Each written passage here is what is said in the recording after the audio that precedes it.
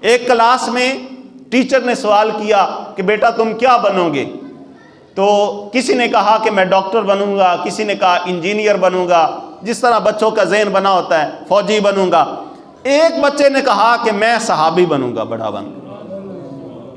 وہ حیران ہو گئے کہ اتنی بڑی بات کر دی۔ پھر انہوں نے سمجھایا کہ بیٹا صحابی بننے کی ایک لیمٹ تھی، مطلب 23 سال تک وہ پیکج تھا۔ حضور علیہ السلام نے اعلان نبوت فرمایا، پیکج لگ گیا۔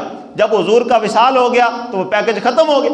حضور علیہ السلام کے وصال کے بعد کسی کو بھی صحابی بننے کی سند اور شرف نہیں مل سکتا۔ جب حضور نے جب اس ٹیچر نے یہ جملہ کہا نا، تو وہ بچہ آگے سے کہنے لگا کہ اصل میں بات سر یہ ہے کہ میں جب رات کو سونے لگتا ہوں تو میری ماں نے یہ طریقہ اپنایا ہوا ہے، یہ روٹین بنائی ہوئی ہے کہ سونے سے پہلے مجھے صحابہ کرام کے واقعات پڑھ کر سناتی ہیں۔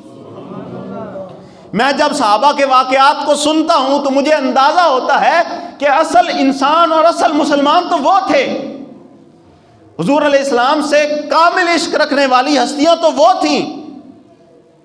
اور پھر اس بچے نے آگے سے کہا کہ سر میں اگر صحابی نہیں نہ بن سکتا تو میں ان صحابہ دے نقلاں تے لا سکنا نا، میں ان کی عادتوں کو تو اپنا سکتا ہوں نا۔